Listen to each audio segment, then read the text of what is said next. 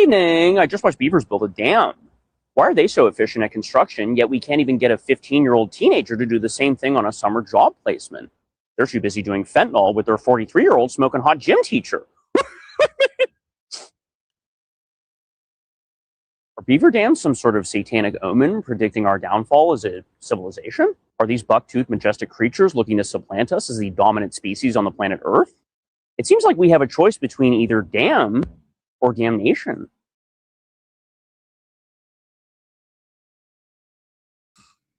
What?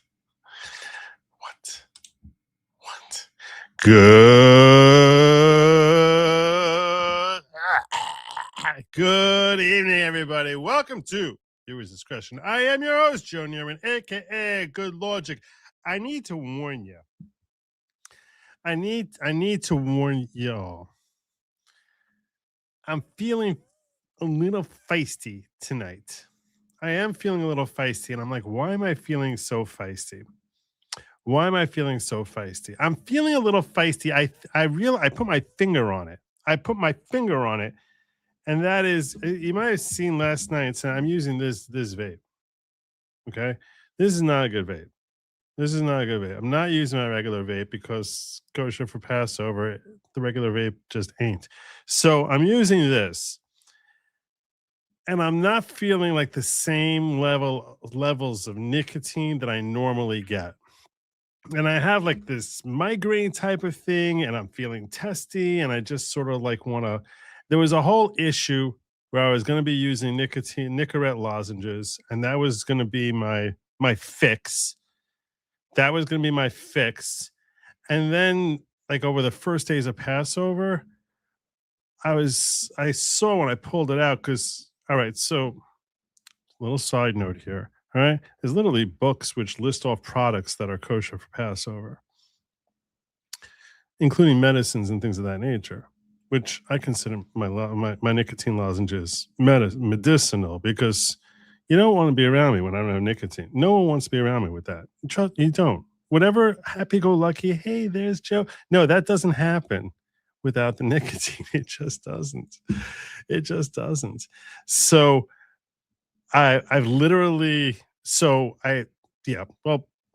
they have books, and every year they have to update it because products are made in new and different and interesting ways. And unfortunately, some of the newer ways, they don't really consider the whole thing that, hey, we're making this thing not kosher for Passover anymore. Anyway, I kind of relied on that for years. Nicorette 4 milligram mini lozenges were kosher for Passover. So I picked them up special. I don't usually get them, but I picked them up special for Passover, figuring this is going to give me my fix. This is going to give me my fix when I need my fix. Because you can't use a vape on days that I can't stream, we can now do work. I can't use a vape either. It's electronic. I can't deal with that. Anyhow, and this electronic thing doesn't work that well. The bottom line is, on the first day of Passover, so I pop open my Nicorette lozenges and I see that my little white pill, my tiny little white lozenge pill, is white and blue. And I said to myself, holy hell, it was never white and blue before. It was just white. Now it's white and blue. They definitely changed this, which just freaked me out because I'm going to tell you right now, like the penalty for Jews eating like non-kosher wheat products on Passover is really dire. The Torah is very not forgiving about this one. It's really, really dire. The word that they use is kares, which means cut off. And there's a lot of different explanations as to what cut off means. It either means someone like dies young, dies childless, or like basically loses like their heaven. It's bad. It's really bad. It's up there. So I'm like, okay, this is something we don't play around with. So I'm not playing around with that. You know, I'm definitely not going to take something that unless I know it's kosher for Passover. I'm just not going to do it. But what that means is, so like I was going nuts for like the first 3 days when I was away. And then I started using this, but the juice I've got is like from last year. I didn't get new juice this year. Juice I got from last year, and I don't think it's got like nicotine. I think the nicotine's degraded, so it's just like I'm hallucinating. I'm actually getting nicotine, and I'm just testy. I mean, I'm fired up.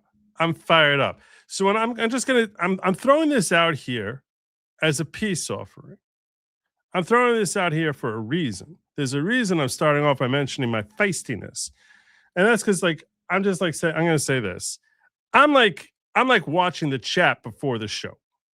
Okay. I'm very, very laid back. Okay. When people are saying stuff that I don't really like, I'm like, I don't know what the hell this guy is saying. Sometimes I'll be like, you know what? Just pretend you didn't see it. Just move on. Just move on. Okay. And especially once in a while, there's one or two people come into my chat and just start talking about Talmud Jews. And I'm just going to say this. I don't know what the hell a Talmud Jew is. I don't know. It's a made-up term, which is definitely not made up by Jews.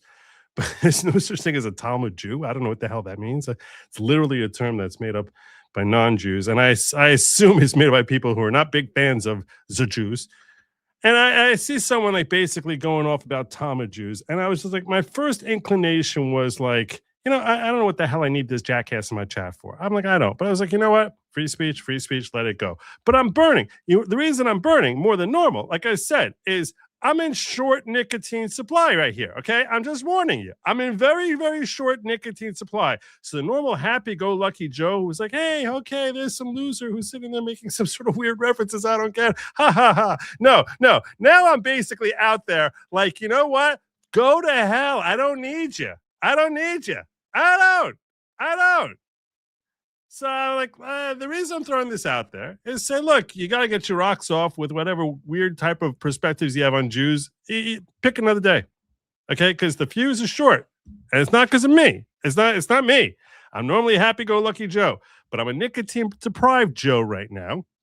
And as a nicotine-deprived Joe, the fuse is a lot shorter than normal. Okay, so just out of the thing, it'll just be like, bam, oh, whoops, you're gone. I never have to see you again. That's. I'm just saying that. And that's my expressing all of this is my desperate attempt to basically say, just look, dude, just let it go. So tonight is not the night. It's just not. Probably tomorrow also. Tomorrow's not the night also. Just let it go. Just let it go. Okay. You go your way. I go my way. We'll sort of coexist in our weird sort of relationship that we have here. That you sort of come into my chat every once in a while. You go your way. That's fine. But like,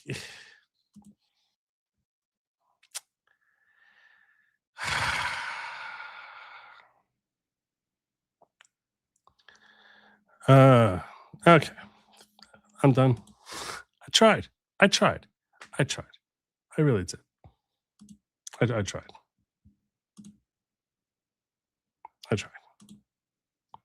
I warned you. I specifically said, just don't.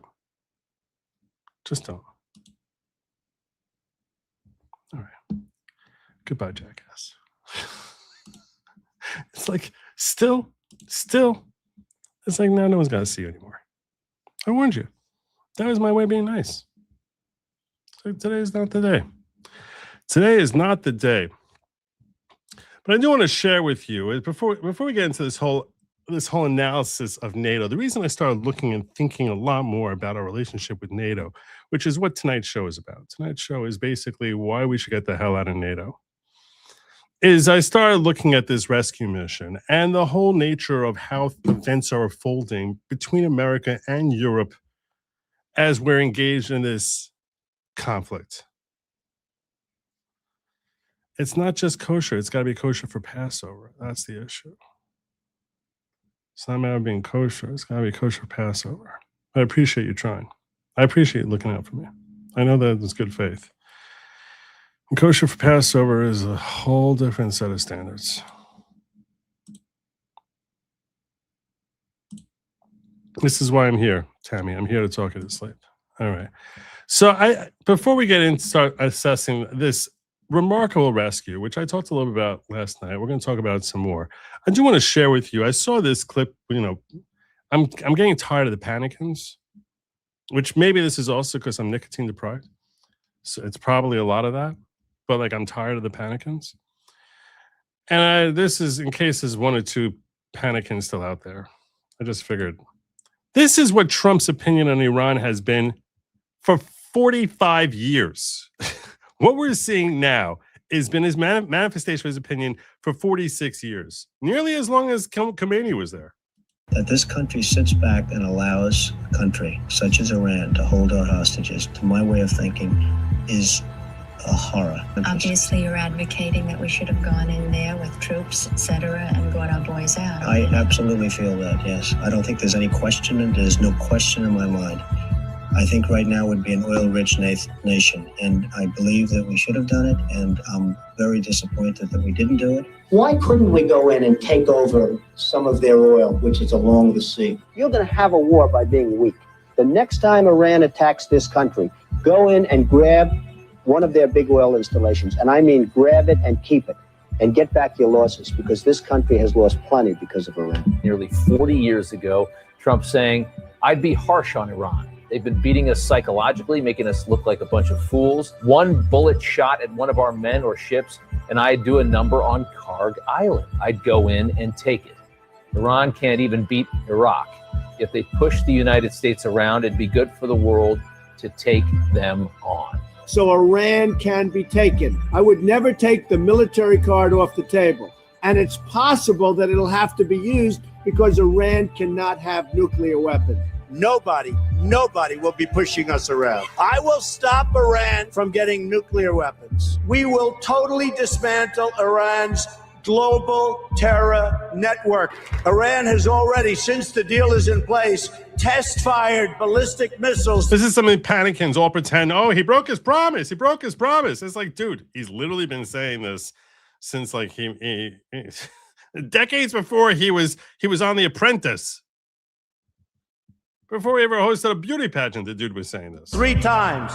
And someday, maybe hit even the United States. And we're not going to let that happen. We're not letting it happen. Today, I am announcing several major steps we are taking to confront the Iranian regime's hostile actions. The longer we ignore a threat, the worse that threat becomes. The Iranian regime's aggression in the region, including the use of proxy fighters to destabilize its neighbors, must end, and it must end now. And I am ready and prepared to take whatever action is necessary. I was rough on Iran, and they supposedly have a hit on me. And Biden, if he were a real president, should say, if anybody shoots a former president who's now the leading candidate, we will bomb that country into oblivion. If I were the president, I would inform the threatening country, in this case Iran, that if you do anything to harm this person, we are going to blow your largest cities and the country itself to smithereens. We're going to blow it to smithereens. You can't do that. A short time ago, the U.S. military carried out massive precision strikes on the 3 key nuclear facilities in the Iranian regime. Would you consider bombing the country again? Without question, absolutely. We're going to hit them extremely hard over the next 2 to 3 weeks. We're going to bring them back to the Stone Ages where they belong. Iran cannot have nuclear weapons. I will stop Iran from getting nuclear weapons. Sure that Iran never, and I mean never, acquires a nuclear weapon. I'll say it again. They can never have a nuclear weapon. So that's pretty I don't see a consistent. war. You see, the war is this is not a Vietnam situation. That would have been the easiest victory we would have ever won. I mean, for them, it's a war. For us, it's turned out to be easier than we thought. It's a bludgeoning. That's what it is. Thank God. Thank God. And he said today, came out and said that the bludgeoning is going to Tuesday is going to be, he's going to be raining down on them because it doesn't seem like they're letting up on the Strait of Hormuz. Tuesday will be power plant day and bridge day, all wrapped up in one in Iran. There'll be nothing like it. Open the effing strait, you crazy bastards, or you'll be living in hell. Just watch. Praise be to Allah, President Donald J. Trump. I saw a lot of panicans today, all like losing it over this post that, like, you know, instead of wishing happy Easter, that he's saying praise be to Allah and cursing and whatever. I saw a lot of panicans who were all doing that. And if you celebrated Easter, I hope you had a meaningful and inspiring Easter. And I don't think that this did anything to impact your Easter. I saw people comparing it to Mamdani, who was wishing folks a happy and, reverentially wishing them a happy Easter. You know what the difference is? You know what the difference is between Donald Trump and Mamdani? It's like they're exact polar opposites. Because when you're Mamdani, you have to say things in order so that people actually like you. You do things that make people hate you, so you say things that make people like you. Donald Trump actually, you don't get any positive results, so you have to give lip service. But you see in his actions how useless, in fact, counter useless, how destructive Mamdani is. So you want to sit there, Owen Schroyer, praising Mamdani and saying how he's, this is floating your boat. This is what's making you happy. You're so upset at Donald Trump that he gave this message. He actually wished everyone a happy Easter at 12:08 a.m. At the end of his announcement that I shared yesterday, when he was announcing the successful rescue of the downed Wizzo colonel, he actually wished everyone a happy Easter. Now, it wasn't some, thought. It was a simple happy Easter. And he followed up later today by sharing a Truth Social post. I think I have it here somewhere. I can pull it up. He followed up with a Truth Social post where he was praising this. He was sharing a video of a woman who is seemingly a very talented artist who paints religious portraits of Jesus, which I think was his way of giving homage to those who are celebrating Easter. This is it here.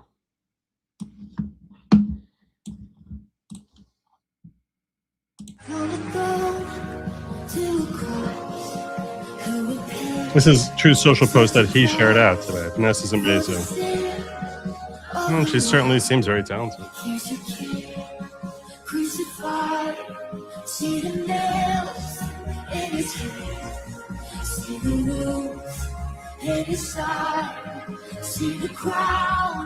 Very talented.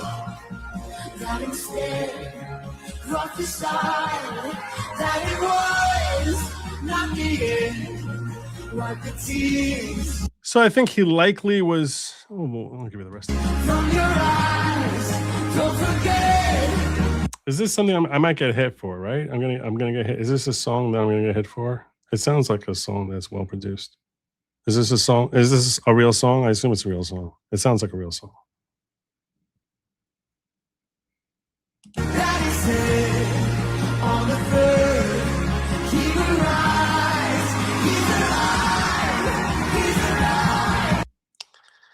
Yeah, so I'm gonna mute the rest of the song here so that when I have to cut this part out, you'll at least be able to see some of her very talented work. And my point is, this is what Donald Trump was sharing out. I assume when he's sharing this out, Vanessa's amazing. He's sharing this out as a way of kind of acknowledging Easter. He also shared this out. So maybe he was trying to remedy.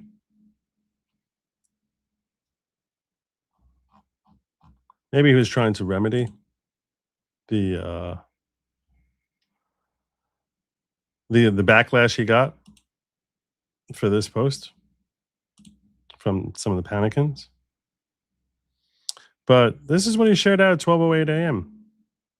And he shared out, God bless America, God bless our troops, and happy Easter to all. So it's not like he just forgot about it altogether. Although I recognize he could have done more. So, yeah, he's not an expert at choosing his words. There's a reason there's a viral video of him saying Salamé when he's announcing Qasem al-Salamani, he's dead. Because he's not a man of words, he's a man of action. And what do you prefer? For a man of action, for a man of words? Certainly when you're looking for president of the United States, we've had plenty of people who are great men with words, great with words. Barack Obama was great with words. He was also very, very destructive. So Yeah. Oh, is it? Is it public domain? Maybe I won't get hit. Who knows? And while we're dealing with panicans, when the entire rescue operation was going on, while that all was happening, the panicans were in full force basically saying how we were abandoning him and retweeting and sharing stuff out to imply that we were just abandoning that poor stranded soldier, stranded 200 miles behind enemy lines. And here was Joe Kent praying for the rescue of our down pilot and the safe return of special operators, sharing from Drop Site, which is a Soros-owned news site. The Iranian state-linked Tasnim News, citing a military source, claims U.S. forces are bombing areas in southwest Iran where a missing pilot may be located, alleging Washington has lost hope of recovery and is attempting to kill him. That's what Joe Kent is sharing out. That's what the panicans are sharing out. Promoting Iranian state propaganda and falsely claims the U.S. is trying to kill the second pilot who went missing in Iran after his F-15 was shot down. At the time of this post from Drop Site, the Soros-funded pro-terror propaganda outlet promoting a regime lie that we had abandoned our pilot and were trying to kill him, I guess, rather than having him get captured.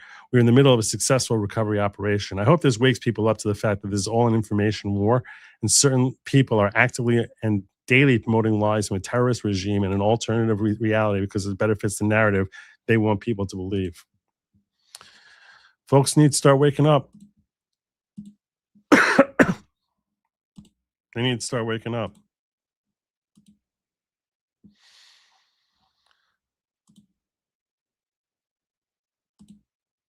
You want to know how little we gave up on it? How there was not even a second of giving up on this pilot? And this is an important thing, and this is all a precursor to why we need to leave NATO.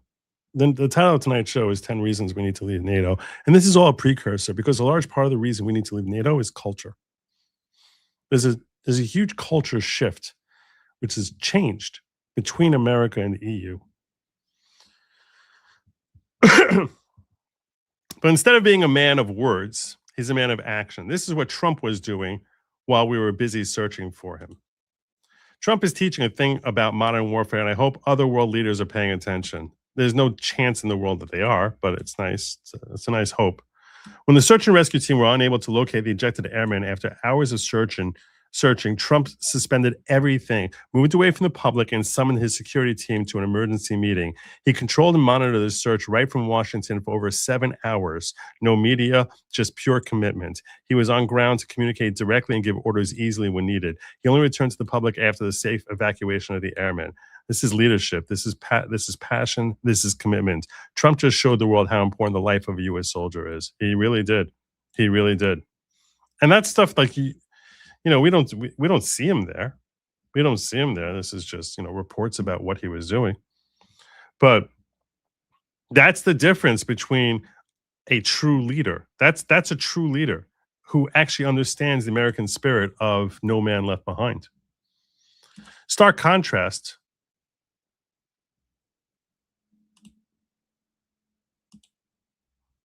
Stark contrast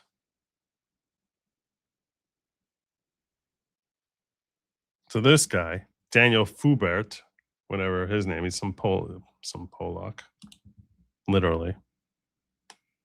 Polish oligarch, imperialist, and supremacist half-time, French philosopher the other half, professional geoeconomist, saying, lose all this to rescue one pilot and call it your greatest military success of all time.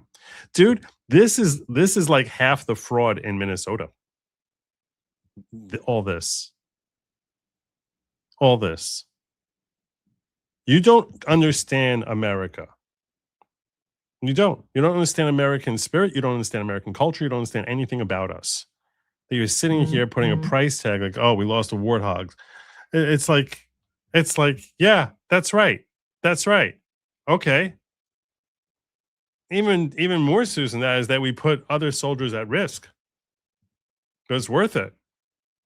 It's worth it. So while the panicans and all the lunatics are basically screaming that we're trying to kill our own soldier rather than have him get tortured or tortured and or interrogated upon capture, we're sparing no expense to go out there and save him, and save him we damn well did, in ways that no other nation would seemingly even dare try. That's something to be freaking proud of. That's something to be really proud of President Trump for.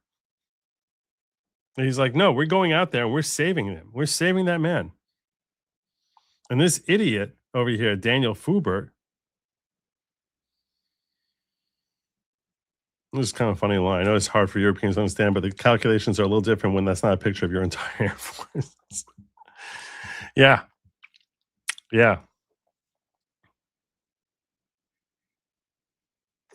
That's a pretty funny line. He was at it again later. The leave no man behind doctrine is actually a strategic weakness disguised as virtue. Name one other military on Earth that destroys 6 aircraft and fights a ground battle inside a sovereign nation to recover 1 pilot. You can't, because no other military confuses tactical sentimentality with strategic logic. Soldiers serve the mission. The mission doesn't serve the soldier. The U.S. has now established that Iran can shoot down an F-15 and watch America spend $300 million exposed Delta Force trying to prove it didn't happen. Not prove it didn't happen, jackass. We don't deny it happened. That's not military doctrine. That's politics with weapons. A military that cannot accept the risk of loss cannot win wars. The U.S. hasn't won one since 1945. No, we did win in Afghanistan until that was turned into a defeat by Biden. But it's just like clowns like this. I don't know what we're doing. I don't know what we're doing with these idiots. Margaret Cleveland is the one who gave me that line. It's basically a fraction of the cost of a Somali fraud. Money is much cheaper to us than American lives. In particular, American soldiers.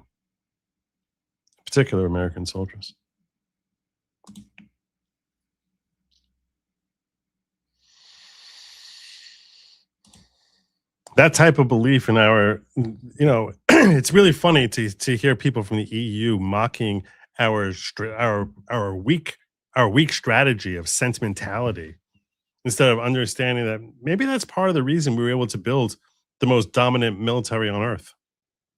Maybe that's part of the factor.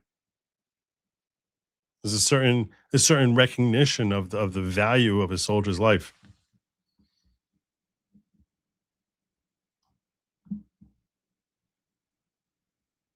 Here's retired General Frank McKenzie weighing in on this.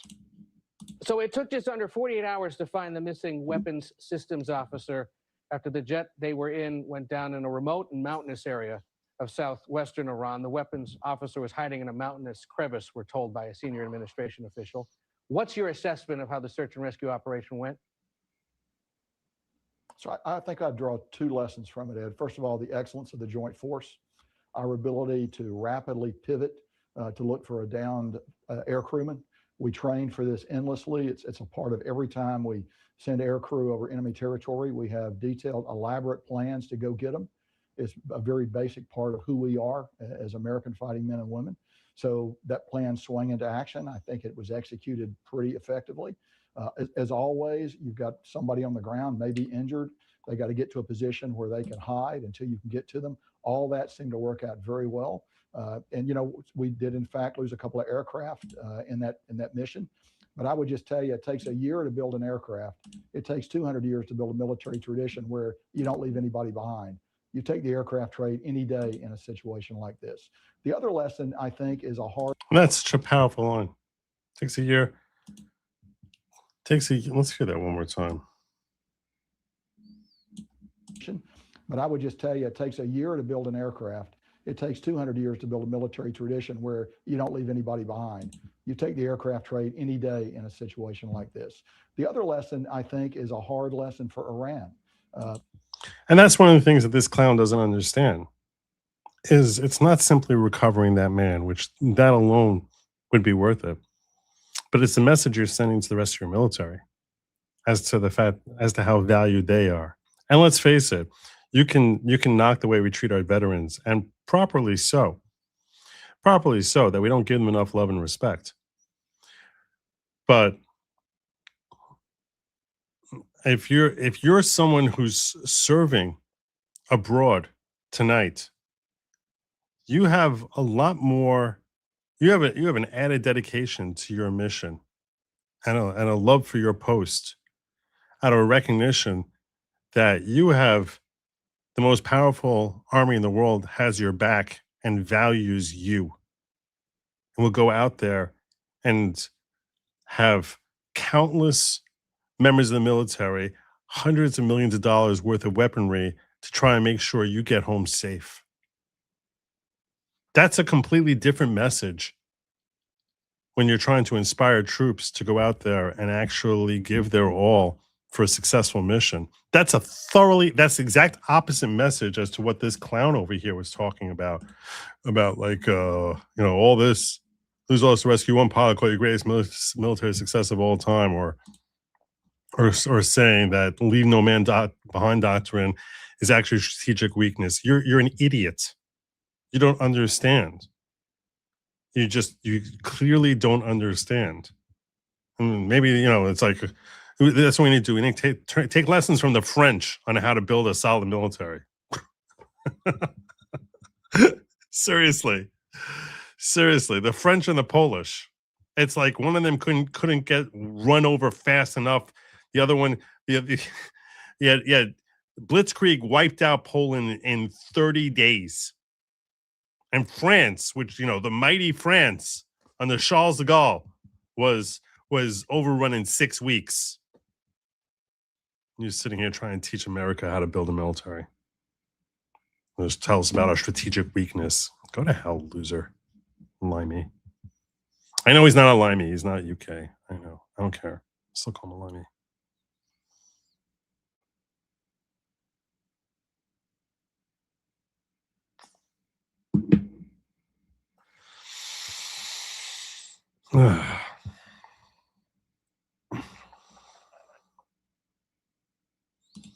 Islamic takeover of NATO nations only reason? That's one reason.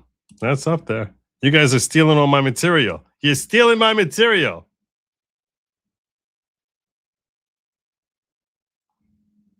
You're stealing my material. No military member left behind is more than a slogan. It was proven once again. Think of how inspiring that is if you're serving in the military, that you know that the most powerful military in the world is going to go the whole 9 yards to save you. I mean, think about it. You talk about brothers in arms. This is a whole different thing. And, a poor analogy, but an analogy all the same, is you can see in sports, right? Where it's like, the team that's playing cohesively, even if they don't have the same number of superstars as their opponent, invariably is the winner. I mean, like I said, it's a poor analogy, but the philosophy behind it is very similar. So Thursday night will be a calm Joe stream. Thursday night, I don't know if I'm streaming. I don't know if I'm streaming Thursday night. I might be off for a while. I'll be here tomorrow evening, God willing. But I don't know if I might be off the rest of the week till Sunday. So yeah, I'll be here tomorrow. But I'm not sure. I'm still not sure what's going to happen with Thursday night. It depends. Something's wrong with a person's mind when she thinks that equipment has more worth than a life. Amen. Amen. See, that's an American perspective. Oh, look at you. Even Brian Ogden's saying amen. There you go. Where are you?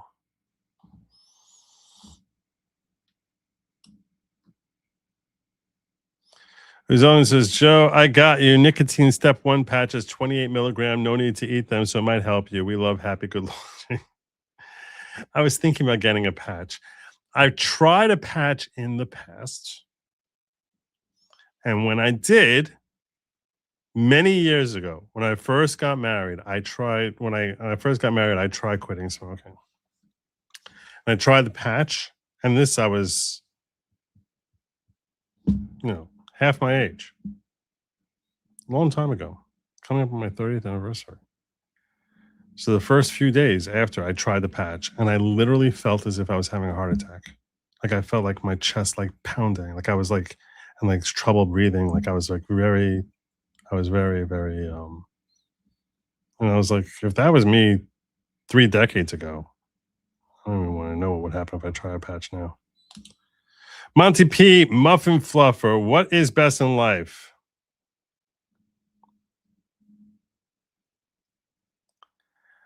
I am not reading this. To mother your traders, it's a longer form of the word mother, see your assets return home, and to hear the lamentations of their girly men. I'm sure that's a quote.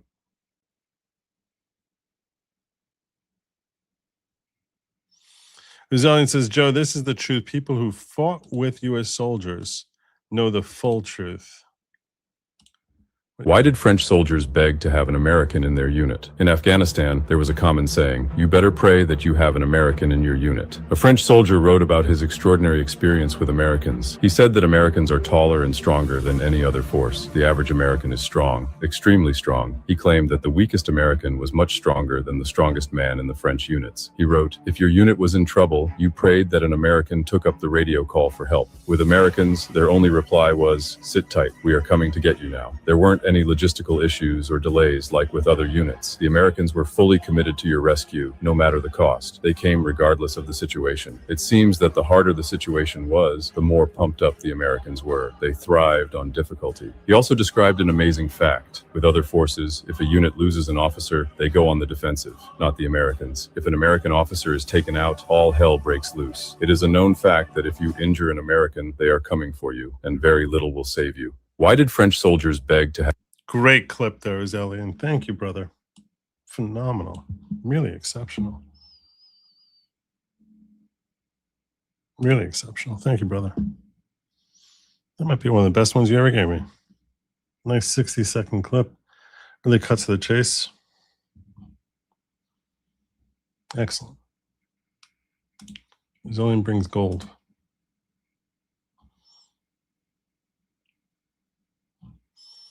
So,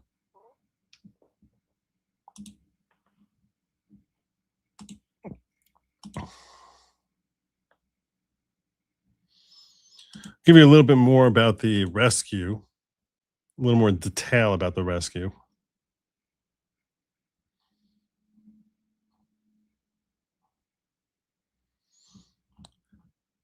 As more has leaked out today, before we get into real NATO talk. News can report that on Saturday morning, the CIA was able to locate and confirm this U.S. service member in a mountain ridge south of the city of Isfahan. And that is when the appropriate calls were made to relevant parties, including the Secretary of War, the Joint Chiefs Chairman, and the President himself, who ultimately ordered this operation. And within 12 hours, we can report there were U.S. Special Forces on the ground inside of Iran rescuing this U.S. service member. Fox News has learned that after the fighter jet was shot down on Friday, the weapons systems officer hiked to an elevated mountain ridge where he hid and waited for retrieval. The pilot of the jet was rescued by U.S. Special Forces on Friday, but President Trump said they waited to confirm as to not jeopardize this second operation. The president added, quote, this is the first time in military memory that 2 U.S. pilots have been rescued separately deep in enemy territory. The IDF said they avoided striking this area as American planes and helicopters flew at a low altitude. News can report that on. So that's where you have a joint mission right there. I have it on one more on this, I think. Yeah, Israeli Channel 12. New details have emerged about the rescue of the American F-15E navigator shot down over Iran. Is there a clip here? I'll read this to you. The officer was unconscious with a concussion and did not transmit a distress signal initially.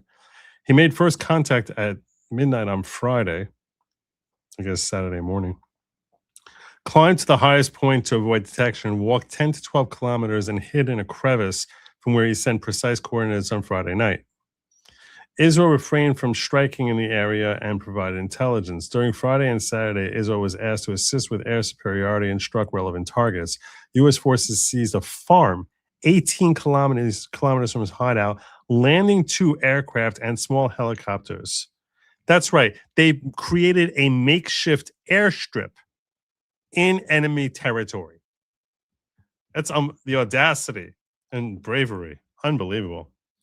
They seized a farm and they basically turned it into an airstrip where they landed 2 aircraft and small helicopters. The helicopters extracted him from the crevice and returned them to the farm. During takeoff, 2 C-130s became stuck in the sand. 3 smaller planes were called to evacuate the navigator and special forces. Fighter jets then bombed the 2 stranded aircraft to prevent capture. There we go.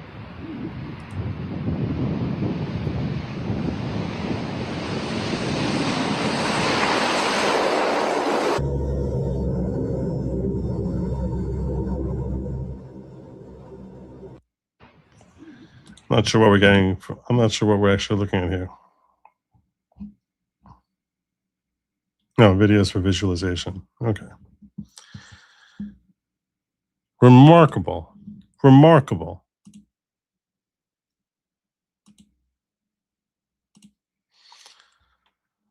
Ronald Carter, who's a source I don't really trust. I don't really trust this source. No offense, Ronald Carter. I just don't. I don't know why. I have a bad feeling about him. But so I give you that caveat as I read to you his claims here. Do you understand what just happened inside of Iran? This is what he's claiming. The New York Times just confirmed that SEAL Team 6, the same unit that killed Osama bin Laden, just pulled off a rescue mission 200 miles deep inside Iranian territory. They sent hundreds of special operators, dozens of warplanes, MC-130J transports, MH-6 Little Bird helicopters, built a forward base 50 kilometers from Isfahan, one of the most sensitive military zones on Earth. The down pilot evaded IRGC forces and Bakhtiari tribesmen for 48 hours with a pistol and an encrypted beacon, hiked to a 7,000-foot ridgeline, found a rock crevice, and waited. Here's the part nobody's framing correctly. The unit that did this, SEAL Team 6, was created because America failed in Iran in 1980. Operation Edgeclaw, 8 Americans dead, helicopters burning in the desert, total catastrophe. That failure gave birth to JSOC and SEAL Team 6.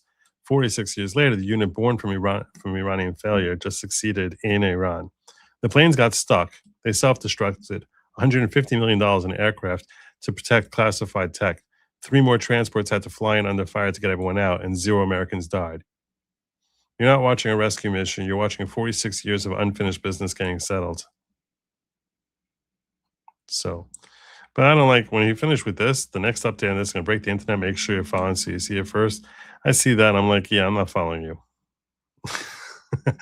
I'm like, you're trying too hard. You're trying too hard. So that's why I was like, I don't know if I trust this guy. But I thought it was an interesting note.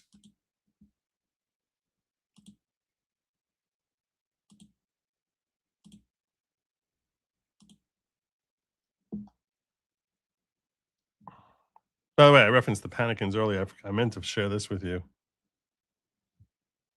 This is like what the doomsayers literally just, I'm embarrassed I ever quote the Daily Mail ever again. This is what they wrote. Trump's daring extraction of U.S. airmen trapped in Iran almost failed and cost dozens of American lives. It's like, this is like a headline they were hoping was going to be true. You feel as if like these people don't, like they hate America. Under the guise of being like, we you know, it really feels as if they hate America. And it's just complete BS. No one died. Leftism for You share that out, saying Daily Mail has now deleted a very insightful and newsworthy tweet saying a successful rescue of the U.S. airmen in Iran could have potentially not been successful. Oh, it almost cost dozen American lives. I mean, what the hell is this? This is the most retarded statement in the world. Maybe that's what they're trying to say. It almost cost dozens of. I'm so sick of these Panikins. I'm sick of it. I don't have patience for them. I don't have patience for him. So Frenchy guy thinks the Iranians were holding back up until now, but now that they know our weakness, they have us. Oh, yeah, they totally do. Totally. Oh, my God. What are we going to do now? These people are amazing. Amazing. JH, 58 IRGC gone, built an air base under their nose in less than 24 hours and left them a pair of American Eagle USA underwear. No Americans lost. I'll pay for that. Praise be Allah.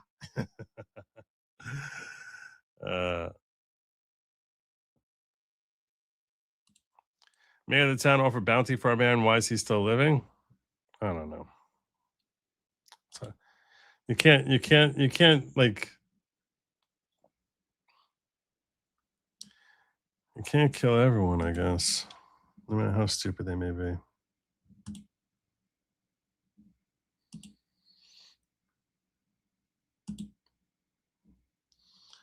Let's start talking about NATO a little bit here. Let's get into it. I'm 45 minutes in. It's time for me to start breaking it down for you. And part of this was inspired by Ari Fleischer, who shared this out. When this is over, the western part of NATO will never be the same. Spain, England, France, and Italy have sold us out, as they too often have a history of doing. Eastern European nations are the heart of NATO. They spend money on defense, know how to fight, and love the U.S. France particularly deserves fault and blame, from supporting China and Russia at the UN to denying Americans overflight rights. They're doing what they've always done, showing weakness while cutting deals with terrorists. The reason U.S. has a Marine Corps and Navy is unlike France. We refuse to pay a ransom to the Barbary pirates. France is always happy to cut a deal. Wars have unintended consequences as nations show their true colors. NATO will never be the same, and Western European weakness and acquiescence is the cause.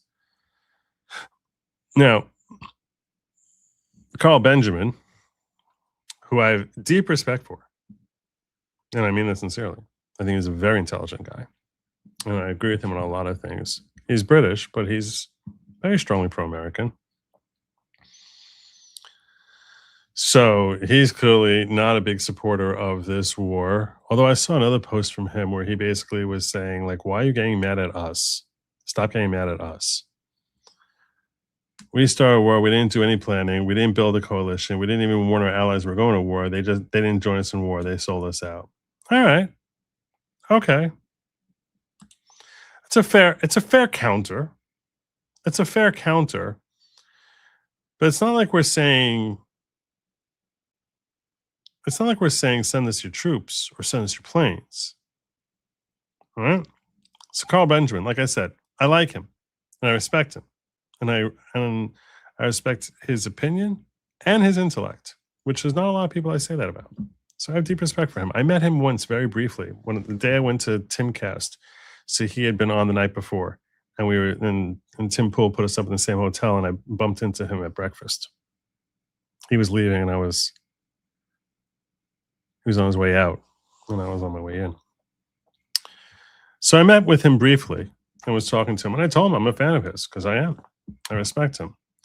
And one of the things I think he's missing here, because even if I like and respect you, I can still disagree with you. And one of the things I think he's missing here is we're not asking you to send your troops. We're not asking you to kick in a dime.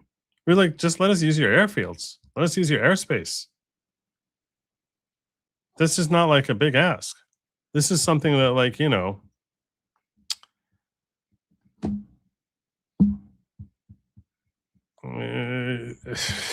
it's nothing. It's a big nothing. And they were like, that's what's wrong. I mean, we built your freaking continent after World War II with the Marshall Plan. And I'll talk about that when I get into NATO also. We've been protecting your butts for the last 80 years. We're like, just let us use your freaking airbase. I don't need your pilots. I don't need anything from you. Just give us the right to come in there and use as a launching as a launching pad. No. See, that's selling us out. If we were coming to you and say, hey, send in your tanks, where are your troops? Well, then you have a fair point. You're like, oh, they could be like, well, don't you do this? But it's like, let's not pretend that over here that that this strike is against some, like, you know, peaceful nation. That this is like, you know, This is like we're overthrowing Mahatma Gandhi here. I mean, come on. At least respect that. Like, you're probably beneficiaries of this, especially when you learn that they have long-range ballistic missiles that can basically hit Paris. Yeah, maybe just like maybe give us a base that we could use. Just so like it's a little bit shorter flight for our guys. It's really not that hard. So, like I said, I like Carl Benjamin. I genuinely like him, and I genuinely respect him, and I think he's a smart guy. I think he's missing a little bit here on this. All right, Fleischer followed up on this, saying, my message here clearly struck a nerve. A few friends from when I was press secretary domestically and abroad didn't like what I said. Instead of seeing how Western European nations must change, they just want to attack Trump. The reason it struck a nerve is because they recognize that this time NATO nations are being held to account. They know they've come up short for decades, and by denying us overflight rights, they've gone too far. Americans are fed up, especially with France and Spain. Trump won't stand for it, and they know it. They now fear the consequence of their inaction. The UK, unlike its days under Thatcher or Blair, isn't wishy-washy. They've often been a good ally, but this time they want to sit it out and have it both ways. We can use their bases, but only for limited operations. At least the UK spends real money on defense. France, Spain, and Italy are another story. So too is Canada. None of these four contribute seriously to NATO. They're laggards trying to get away with it. Spain and France force our pilots to fly thousands of miles out of the way. I thought they didn't like carbon footprints en route to Iran. Eastern Europe is a different story. They spend more on defense and they understand power. They lived under Soviet domination, recognize weakness when they see it. They won't be weak. Western European governments, especially France, are good at issuing communiques and statements. They enjoy hosting conferences. They love to ponder deeply. Getting them to act is another matter, unless it's to purchase Russian LNG, which they still do. The world is changing. Out of this world will come a new group of younger nations that understand real power and the importance of strength. The UAE, Kuwait, Saudi Arabia, Israel, and Eastern Europe will emerge stronger than ever. Western Europe will continue to fall behind. As for Trump, you don't have to like him. He often says things none of his predecessors would say. But don't underestimate the fact that U.S. taxpayers are fed up with nations that don't pull their weight and then force our pilots to take risks and longer flights so we can rid the world from the menace that is Iran. Today's Western European leaders would rather mollify Iran and pay them ransoms in trade than support the U.S. Things are different today. We all know it. The UK, France, Spain, and Italy, despite its prime minister, have earned the consequences that will unfold. They could have and should have supported us, not as NATO alliance, but as individual free nations. Even if we weren't part of NATO, they still should have supported us. All we wanted was overflight rights and full access to airfields. They've made their choices. Soon they'll see the results. I hope he's right. I really hope he's right.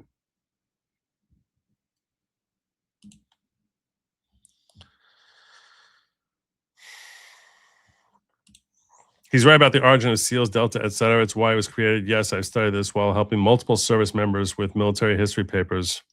Bragg, Dead End, Gruber, Road. If you know, you know.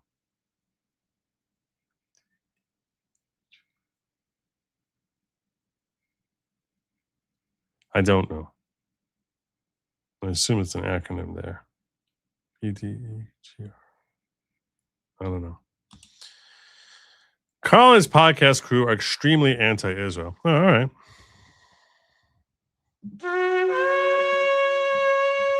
Almost Fuentes level. They explicitly just bashed the U.S. for being manipulated by Netanyahu. This war is literally all about Israel and oil in their minds. Got annoying fast.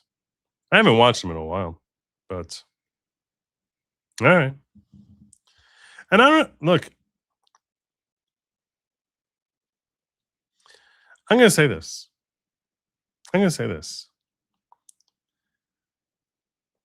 When it comes to Israel, one of the things that people cite about Israel is that Israel takes so much money from the U.S. And I've said in the past that I am totally fine and would be really happy if we cut Israel off and say, we're not giving you money anymore. Say, love you. Hope things work out well for you, but pay your own freight.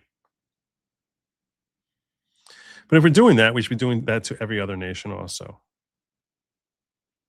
Stop sending money to Somalia and Taiwan and Thailand and Africa. Just stop sending money abroad. You want to take that tack? Take that tack. Do it internationally. And if we are taking that tack, if that is what we are doing, that includes NATO. There's no difference. Literally no difference. So stop kicking him for NATO. We're covering 60% of the freight on NATO.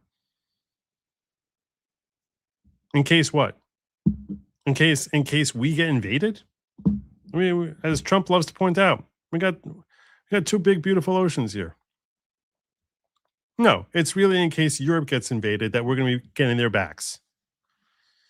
From Americans' perspective, what the hell do we need NATO for? What the hell do we need NATO for? And I guess this is a good time for me to launch off into 10 reasons that we should get the hell out of NATO.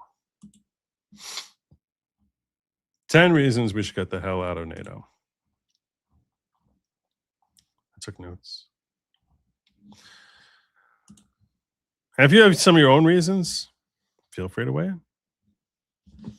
Feel free to weigh in. Reason number one, we should get the hell out of NATO is the objective of NATO has been dead for 35 years. NATO was created for the purpose of trying to keep us safe from the USSR and all their satellite states and the Warsaw Pact and all these different things. So the objective of NATO was basically to help us insulate us from the growing global threat of communism. This notion about the fear of communism spreading on an international level dragged us into the Korean War, dragged us into the Vietnam War, dragged us into NATO. This fear of the communism is going to spread through the world, which is such a backward perspective. I don't like to pass judgment about this backward perspective too much, only because I understand and appreciate that when you live in different ages, there's a certain mentality which just seems natural and normal.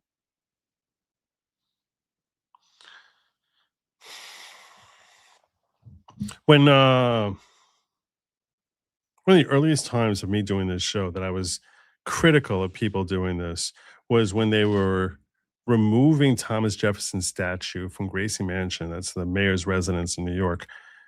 And there's a whole stink about how he was a racist who owned slaves. His whole history with one of his slaves who he purportedly had a child with. And, the great stain of Thomas Jefferson, what a humiliation he is for us that he's one of our founding fathers.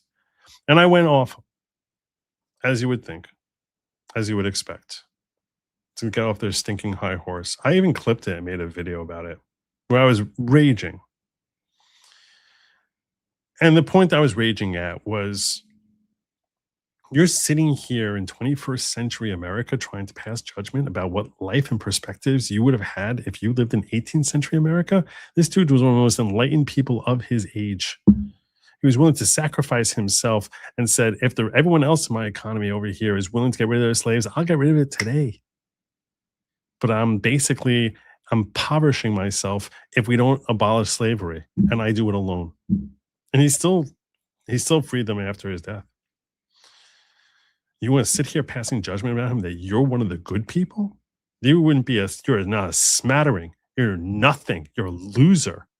And you're not nearly as enlightened as he was. And if you were living down south 250 years ago, there's no way in hell, if you were a white person, you would have been nearly as liberal as he was. You're sitting here passing judgment. Oh, you're so much holier than he is. I got so livid about this.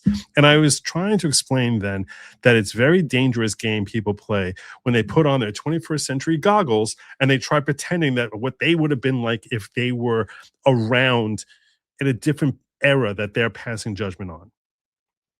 Because you don't know what you would have been like. You don't know what type of culture you would have been bred in. You don't know how you would have thought and felt about it.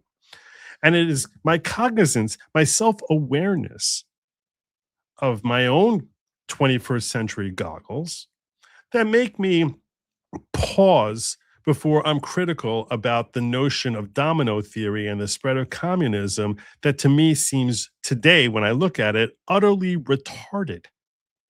Like you have to be an idiot to buy into it. And I think the reason you have to be an idiot to buy into it is because anyone would see that, hey, if it's really so terrible, you'll see those nations fail, which is in fact what history has shown, that they'll fail. So why are you worried about some country in the Far East becoming communist? They'll all become losers. Every time communism is tried anywhere, it's a failure. So let some other stupid third world country be a test case for it, and stop worrying that, like, oh my God, we need to stop this spread of communism. Why? Why? When you all of a sudden, is North Korea your children? Did you breed them? Did you carry them in your breast? Oh, North Vietnam is like this is like a big concern of yours? Stupid. But again, perhaps if I was around in the 50s, early 60s, I might have looked at it differently. I'm cognizant enough to know that I wasn't around then, and the culture and mindset that people had, perhaps it did have some chord of logic. But the point that I'm getting at is those are motivations all for why we had to have NATO. That backward mindset, which maybe it wasn't backward in 19 late 40s, early 50s, when we're establishing NATO. Maybe it wasn't stupid then. I don't know. I think it was. I think it probably was, but I don't know that I would have thought that back then. Why the hell do we still have it after the USSR collapses? What are we doing with this? Who are we saving ourselves from? So in order to justify the existence of NATO, we have to portray Russia as being some boogeyman who, like, oh my gosh, the Russians are coming to get you. The Russians are coming to get you, which even Obama laughed at in 2012 as being a big joke. He made fun of Mitt Romney for calling Russia our greatest geopolitical threat. He did that in a national debate, saying the 1980s are calling they want their foreign policy back. It was a debate which he actually was saving. People forget he had bombed on the first debate. This was the second debate, and he did much better in the second debate with one zinger after another. And one of the biggest zingers he had was mocking people who were claiming that Russia was any kind of geopolitical threat.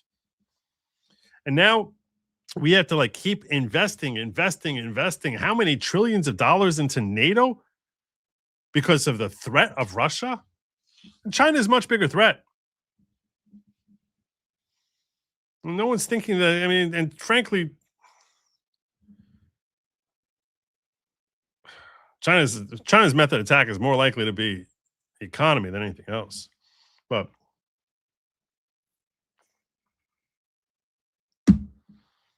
this big boogeyman Russia. So it's like you basically create NATO and invest so much into it,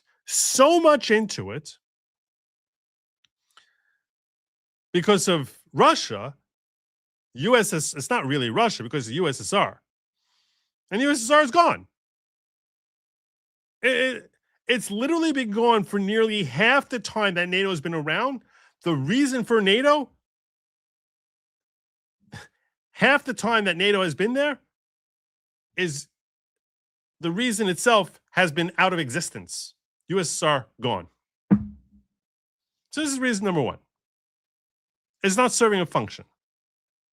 At least not its original function.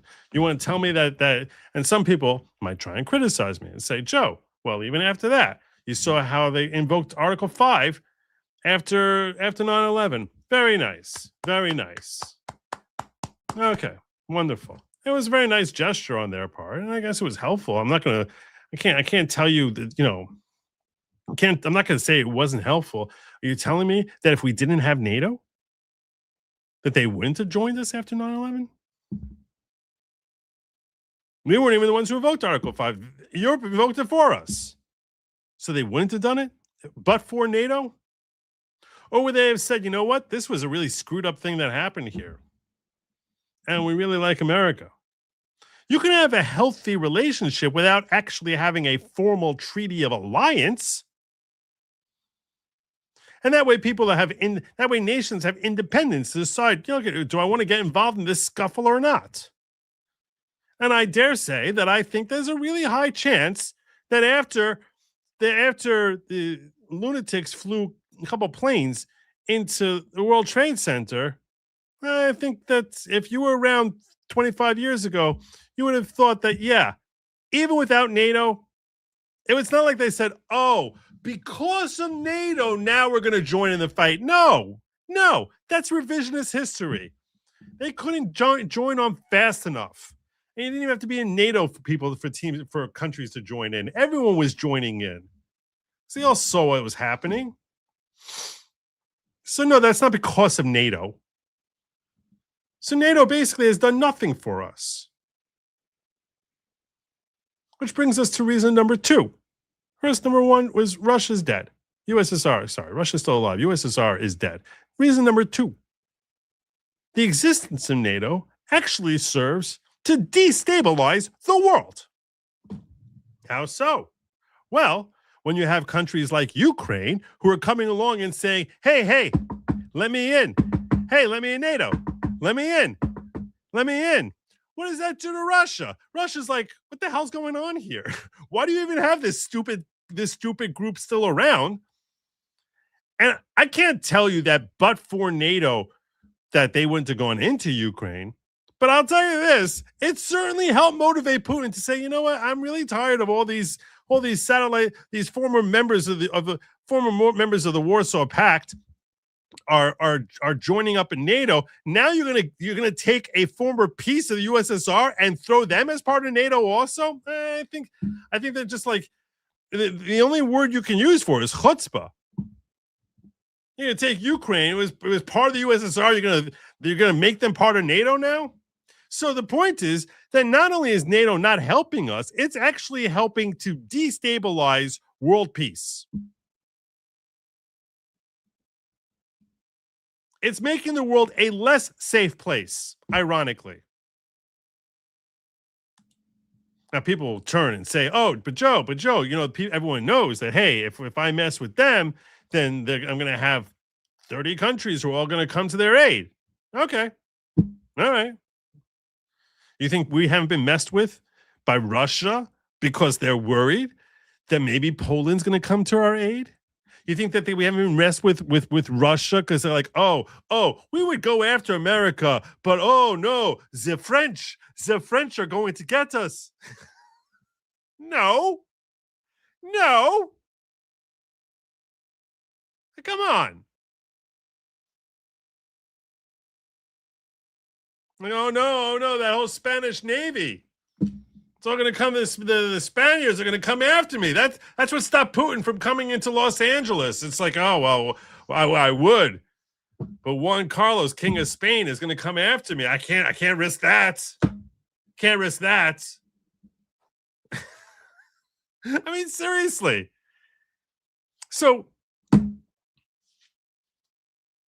all it does is we basically have been like bringing on, and some would say direct contravention to the Minsk Accords. 1 or 2, I think number 2. And promises that some people say were made, some people say weren't made as to whether we were going to expand eastward or not expand eastward. But I'll tell you this much. I'm fairly certain that when USSR dissolved, one of the things they did not have on their bingo card is that one day in a couple of decades from now, Ukraine is going to basically join an alliance that's targeting me. Just my thought. Call me crazy. So, yeah, the existence of NATO does not make the world a better place. If anything, it arguably creates tension and hostilities which have led to war. So that's reason number 2. It's destabilizing. I'll pause for a moment to get your thoughts. See, I've been talking for a while now. It's good. It's good to sort of pause, look around, because otherwise, if I don't pause and look around, then like you all think I'm talking to myself. I will not forget locals coin. See, it's good to yeah. J.H. Schwalbach saying, Joe, what do we need NATO for? I was very young. I was stationed at NATO base. I was very young and handsome, no doubt. I had needs, and the local women were very accommodating. They love Americans. Oh, you see, it's good I threw in the handsome. I didn't even read this part. They love Americans. Long time. The Air Force would actually bust them into the NCO club every Thursday. Whores, Joe. NATO gave us whores. Don't take this away from our young fighter. Don't take this away from our young fighters. NATO brought them whores. Can't argue with that. There's nothing I can say to argue with that.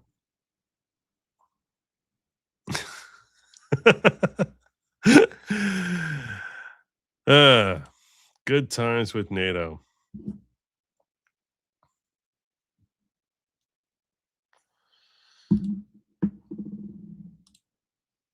It's not that they're communists that we need to stop its spread. It's that it's conquering military force. The ideology is incidental. Communist, non-communist Mongols must be stopped the same.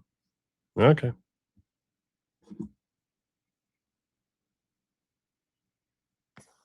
That's if you believe that they have expansionist agenda.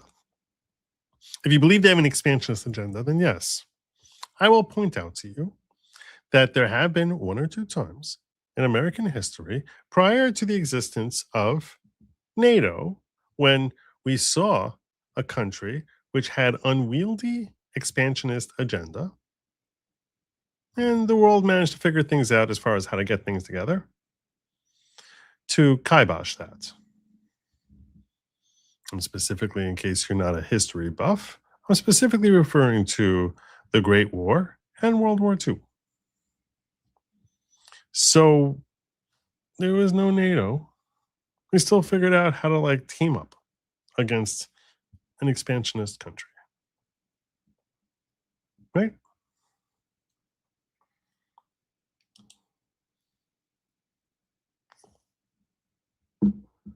I'm just saying.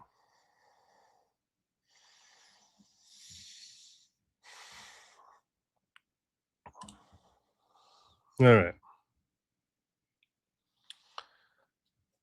Number 3. And this list is not, it's not like, a David Letterman top 10 reasons type of whatever. It's really just, here's another thing which kind of makes you question what we're doing here. And number 3 is the bill. In 2025, let's according my notes here, the NATO alliance, the bill on the NATO alliance was $1.4 trillion. How much did we cover? $980 billion. That's right, 60%. 60%. They were supposed to be paying 2%. They were lagging on it. But then they came together in 2025 and they said by 2035, when I say 2%, just so you understand what that means, it means each country is supposed to be giving based on their GDP. Right? So it's supposed to be giving based on their GDP. So 2% of your GDP is what you're supposed to be paying. Spain still isn't paying their 2%. They're very proud to tell us that we can go F ourselves during this hostility, but they're not paying their 2%. Which, by the way, that should be a reason to say, adios. You're not part of NATO. You're not paying your bill. I don't know. It's like if you sign up for a service, which you can look at NATO certainly as a service, if you're not signing up for it, goodbye. I don't think that's happening anytime soon. So they pledged that by 2035, they're going to get up to 5%. That's not going to happen. They will never reach that 5%. This is their way of kicking their can down the road of leave us alone and we'll up our payments up. You got back pay that you owe us for decades. Ridiculousness. 9. So we are the least imperiled nation. We in Canada are the least imperiled nation, and arguably we're less imperiled in Canada But I guess seeing as how they're part of our continent, you can say that we're, Canada, if an invasion, God forbid, an invasion in Canada would surely come streaming across our northern border pretty quick. So I guess, whatever level of empowerment Canada has, we have the same. But North America is not the one who's sitting there on the front lines of these world conflicts. And we're footing 60% of the bill, $1 trillion. And these guys can't pony up. They pony up nothing. 2%? Unbelievable. It's unbelievable. So the money is ridiculous. And it's a gift. Now, a lot of people will try and turn this around. Your Keynesian economists will come out there and say, well, it's true, we're investing all this money, but you have to realize that the weapons are being produced here in America, and it's going to Raytheon, it's going to Lockheed Martin, and all these investments into America ends up basically being money that gets funneled around, and then we have more money here, so we spend our money here, and then we're investing in our in the global military industrial complex, and that's helping our economy, and that's what, okay.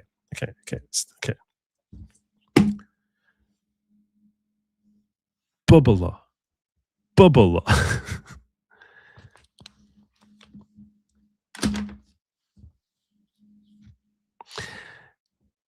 The weapons are needed, or the weapons are not needed.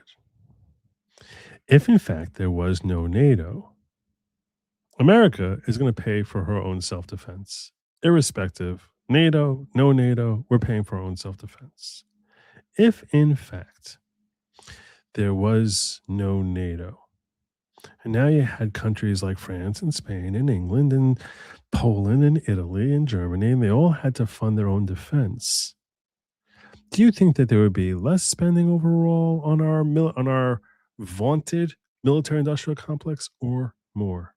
I respectfully submit to you there likely would be more. Because now Germany would need its own weaponry, and France would need their own weaponry. So it would only be to the extent that you want to go out there and claim that there's a financial benefit to our military-industrial complex, which then trickles into the American economy. One can make a reasonable assessment, and I'm not saying I haven't run the numbers on this at all. I'm just saying intuitively, to me, it makes sense to say that if, in fact, we weren't, maybe the spending would be a little bit less. I don't know. Maybe they wouldn't invest nearly as heavily as America does in fortifying their bases and making sure that they have proper arms up to date the way America has traditionally done for the last 8 decades. I'm simply saying that the expenditure would be it'd be an investment from foreign nations into these American manufacturers who are producing all these highfalutin, high-tech gadgetry that are now infinitely superior at killing millions of people than ever before, the new and improved killing machines. And that would be investments that are being made by foreign nations into buying from Americans rather than your taxpayer dollars paying for it. They're paying the money instead of you paying the money. It's really very simple. Now, there might be less spending, but I dare say that to your typical American consumer and their pocket, as far as your tax dollar spending versus the benefits of trickle down economics that by Lockheed Martin having a bigger year because America is just funding funding F-15s for everyone. That I think there'll be plenty of F-15s that are bought individually by these other countries. And I think the overall, my gut says that if America's not funding it, there'll be enough of a purchase from other countries that Lockheed Martin's not going out of business. Raytheon will still survive. Your blue chip stocks and them will be fine. And in your tax bill, our deficit, at least, maybe might be ballooning a little bit less rapidly. I think overall our economy is probably stronger that way. It's just a thought. certainly doesn't seem like it's that much of a risk to be taking at the very least.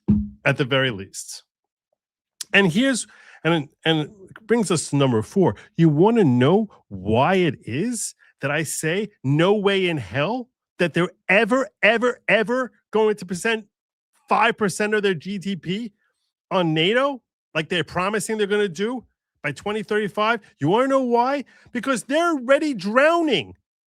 They're drowning because they brought in so many millions of migrants into their countries, and they have so many different expenditures on social services and food and housing and their medicine.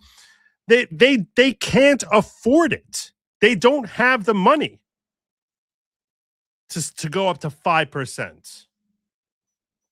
Now, you might say back to me, Joe, if they don't have the money, then how are they buying it, like you just said 30 seconds ago, which is a reasonable question to ask. What I'm saying is they will be forced to cut their social services in order to pay their own housing. There's a standard Maslow hierarchy of needs. Well, if you have a kid living in your house who's going out and is 22 years old, fresh out of college, single, and they're living in your house, and they go out there and they get a job, all of a sudden they're freaking rich. They're rich and powerful. They're able to go out there and buy cars and clothing, and they have all sorts of money because they're really, really excited that they get some job that's paying them $60,000 a year, and they got no expenses. They're able to start investing in the stock market and start having lavish expenses, go out with their friends. They have all sorts of money. You want to know why? Because you're covering their bill, assuming they're still living at home, which I know a lot of people start to move out, and that's a healthy thing to do. But I'm saying is, if they don't have that kind of overhead that you have, they're able to sit there living lap luxury, basically renting out your basement from you for pennies on the dollar for what they should be paying in rent. They snorting down your refrigerator. They don't have your overhead. So of course they got lots of money, lots of cash flooding around that they could use to invest in crypto or basically take their girlfriend on lavish trips because they're living off of you. Now, again, eventually, hopefully they move out. But the point I'm getting at is you don't have the overhead. You got lots of things you can throw around. Well, when you're talking about a country like France, Germany, Italy, they have so many of these social of their social expenditures invested that are now being swamped because they brought in so many of these migrants into their country. There's no way in hell they can possibly afford it unless they basically start saying, oh, we're not going to give you your housing. We're not going to give you your medicine. We can't give you your health care anymore. Oh, what are we going to do with our education system? What are we going to do with our hospitals that are flooded?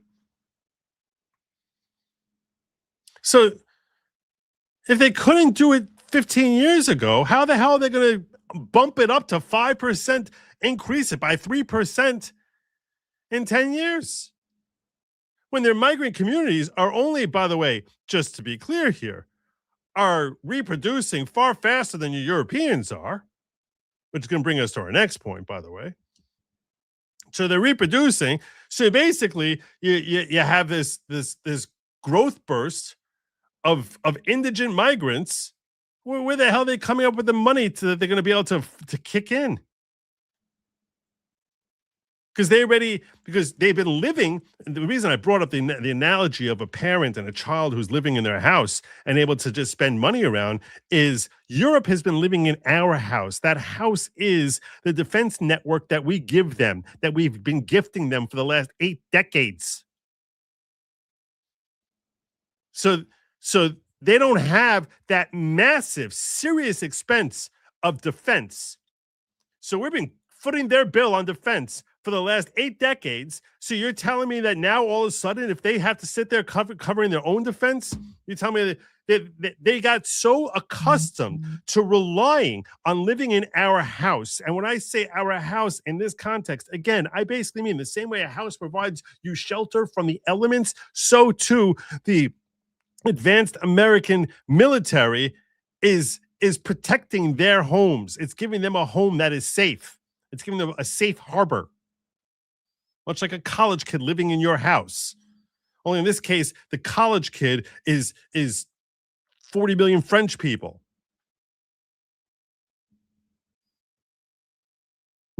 So sure, yeah, they would spend all sorts of money investing in their culture, investing in taking care of migrants. Let's bring everyone on in here. We'll spend it all on our housing and start taking care of the whatever operations they would, elective surgeries they want to have. We'll cover all of it. Why not? What the hell? Why not? Well, it's because you got plenty. You got a lot more cash slushing around than Americans do, because we've been covering you. You've been living in our house. You think they're gonna be able to just change that? And just like when they have higher bills on the social end than they've ever had before? There's no way in hell we're gonna get that 5%. You're never gonna see that 5%. We're lucky to get 2%. 5 years from now, 10 and 9 years from now. All their welfare black holes.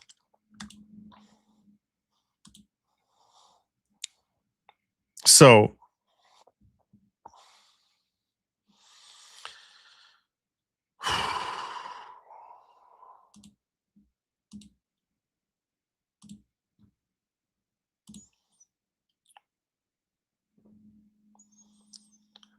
that's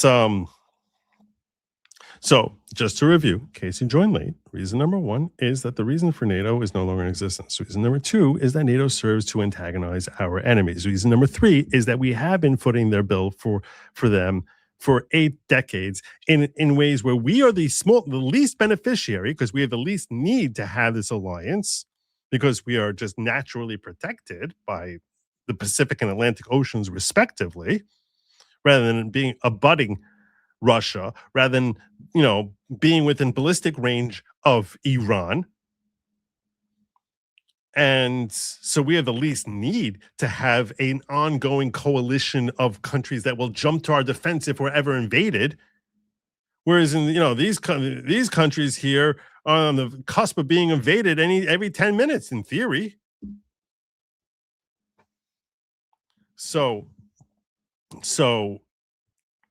yeah, so that's why the bill makes no sense. And the fourth reason is that they're never going to be able to catch up on what they're supposed to be paying. And they haven't been paying it, and that's never going to change. Not in the foreseeable future. It's very difficult to envision how that will change. I'll pause right now to catch up.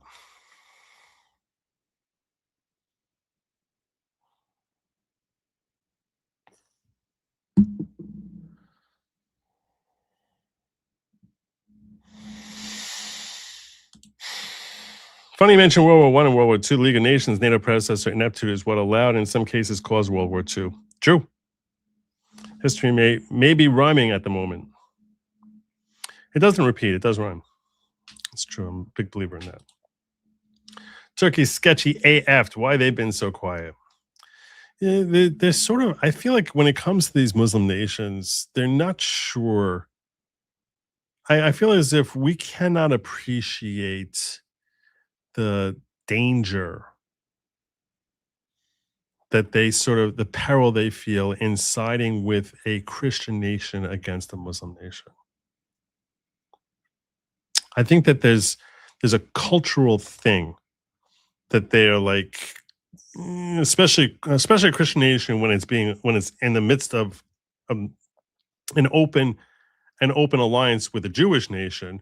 So they're like, I feel a little uncomfortable. That's what I think is happening. That's what I speculate is happening. If you're some mullah, you're the leader of Turkey, you're just like, my whole country here is Muslim, and I'm going to basically join up with the Christians and the Jews against another Muslim. So I think that's why it's like, so then you say, well, what about UAE, Saudi Arabia? It's like they're so tired of Iran that they're just like, we just need to finish this enemy off. So they're so tired of that they're just like, yeah, we'll take help from anywhere at this point.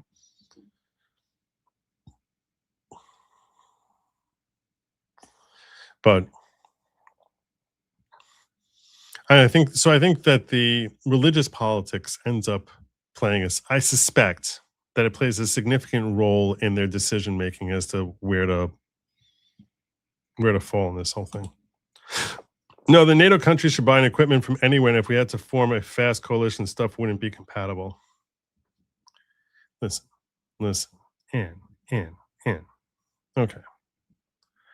First, in case you missed Independence Day, the movie, everyone knows that when you basically need to steal the alien ship, you can always just, spend 10 minutes, you put Scotty in there, and he just rewires everything, and all of a sudden, your equipment is totally compatible with theirs.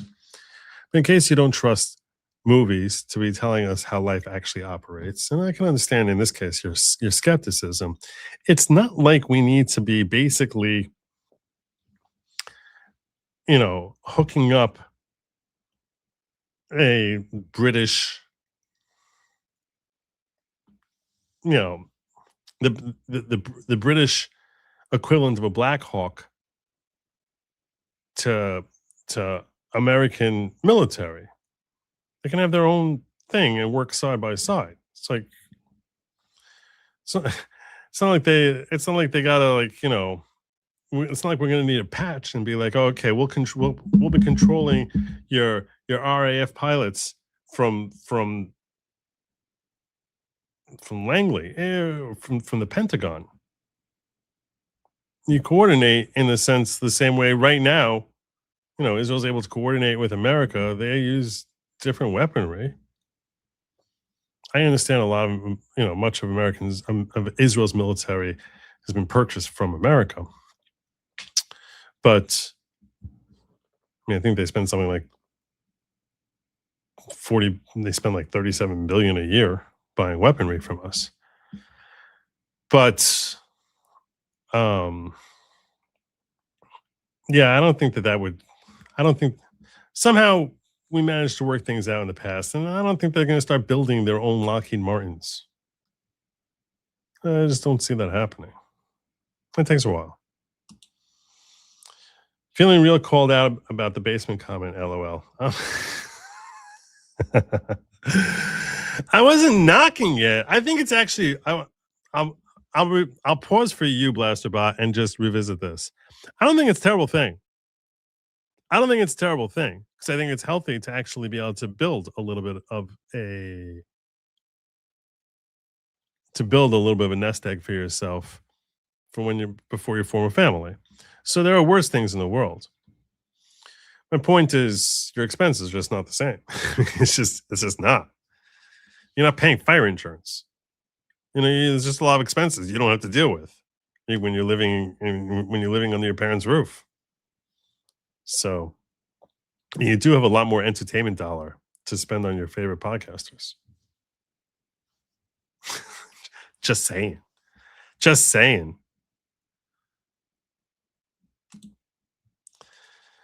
Borrow money using the king's crap as collateral. Borrow dollars using the king's crap as collateral. I don't know what you're saying, Laura Cook. I think I probably should get this reference, but I'm not. See link 16 as a prime example. I cannot fathom that this is worth trillions of dollars a year. I just can't. I can't. The rapid ability to sign up, I don't think that's worth hundreds of billion a year. I just don't see it. We should enjoy being on top more than we do. This is coming from Laura Cook. I had to. Laura Cook doesn't get on top very often. Thank you. Oh, you see? Every once in a while. God bless you, Blasterbot. Coming through. God bless you, brother. We're on to point number 5 in just a moment. Just catching up in the ghetto.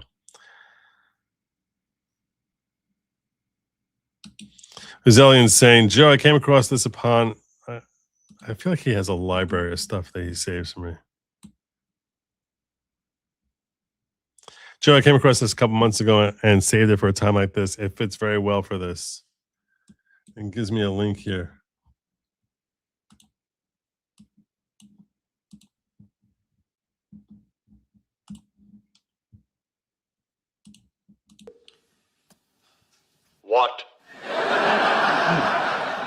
Hello, Father. We need to talk. All right. I have come to an important decision. I will not be accepting your money anymore. I'm a man and I can take care of myself.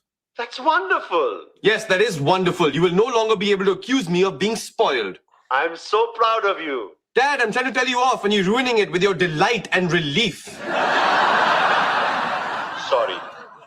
Oh no, my grown son is going to stop spending all my money. Where did I fail as a father? Yeah, that's right. Keep asking yourself that. But I still love you very much, so don't cut me out of the will. Yeah. Yeah. There you go. That's America and the EU right there. Thank you, brother. Appreciate that.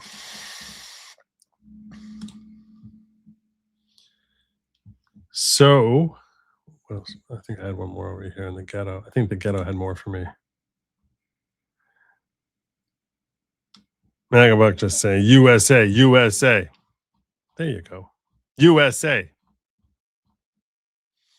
Let's move on to point number 5, which I was leaning in toward when I was talking about the welfare countries that are now welfare countries because of how they're swamped by migrants.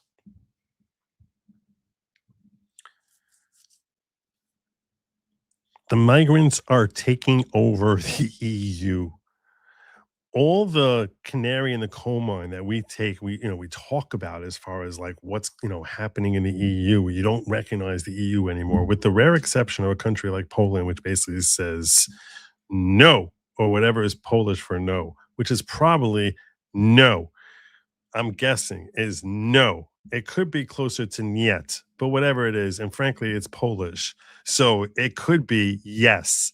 But whatever their equivalent of no that we have, that they have in Poland, that they basically were like, when it comes to the maybe the word in Polish for no sounds a lot like hell yeah or something like that, but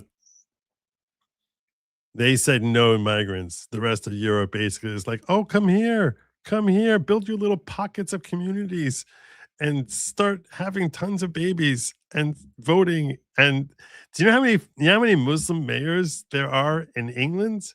I read somewhere there's like 50. Let's ask Grok. We're gonna ask Grok how many Muslim mayors there are in England. Grok, quick question for you. How many Muslim mayors are there in the UK?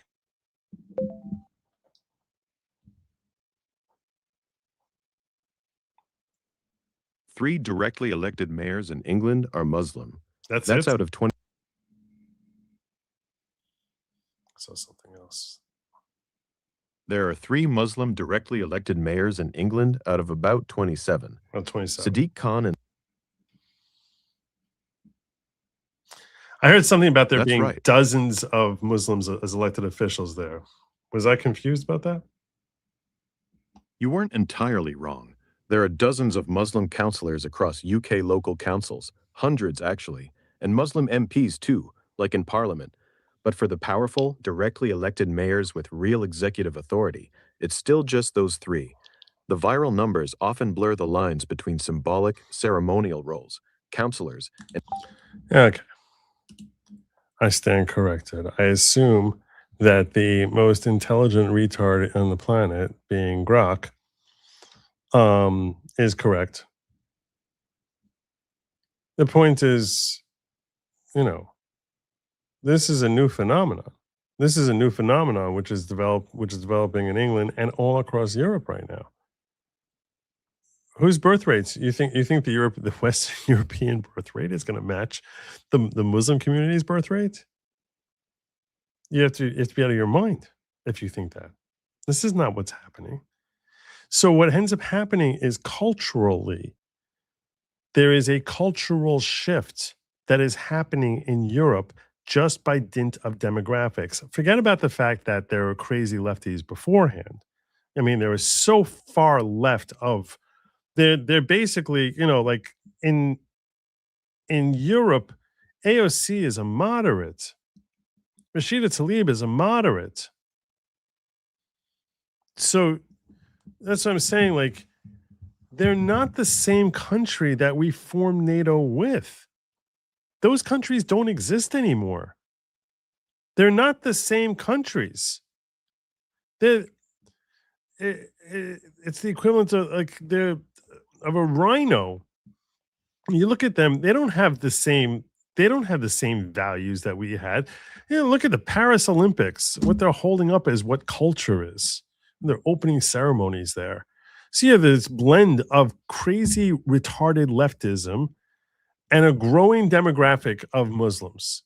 Like, ideologically, what part of Europe do you think you respect?